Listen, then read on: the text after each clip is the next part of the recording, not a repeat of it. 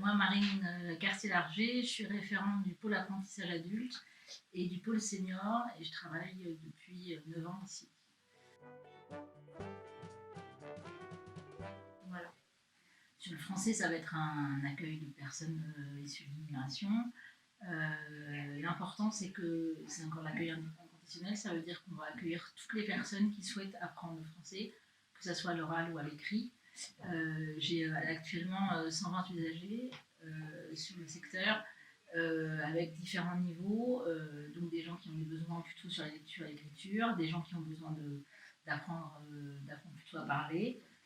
Donc c'est un public très varié, il y a des gens qui sont là depuis très longtemps mais qui sont dans des difficultés d'apprentissage plutôt de l'écriture, il y a des gens qui viennent des primo-arrivants qui viennent juste d'arriver.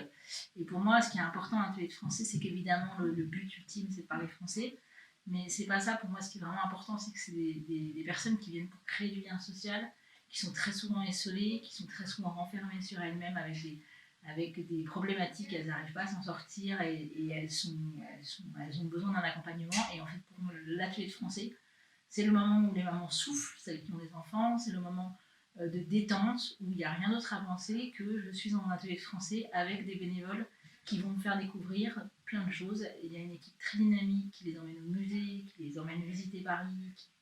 Donc ça, c'est ça qui est important. Le français, c'est secondaire. C'est-à-dire qu'une fois que les personnes sont bien dans l'atelier de français, elles vont progresser, ça va marcher, ça va fonctionner.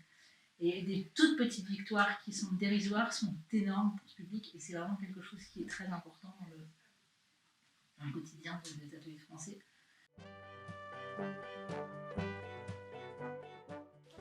En fait, il y a un premier entretien téléphonique souvent, où on repose un petit peu vraiment les bases.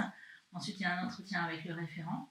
On réexplique l'association. On leur explique les besoins sur chaque secteur, parce qu'il y a quand même des besoins, et les différents besoins des personnes qui sont là, ce qu'il faut.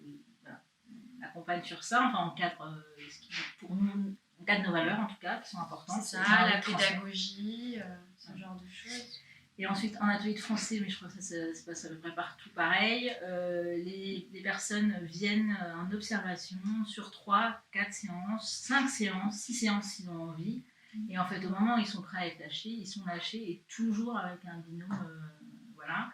Et en fait, moi, je vais voir mes bénévoles quasiment une séance sur 2 après pour savoir si ça se passe bien, s'ils rencontrent des difficultés, s'il y a des choses qui coincent, s'ils ont besoin d'un accompagnement particulier.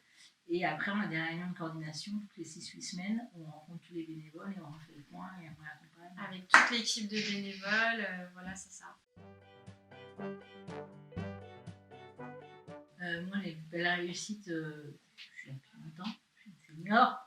C'est peut-être des usagers que j'ai accompagnés pendant 3-4 ans, qui ont démarré dans la vie, qui partent et qui reviennent après pour me dire qu'ils ont obtenu leur papier ou qu'ils ont obtenu un travail. Ça, c'est quand même...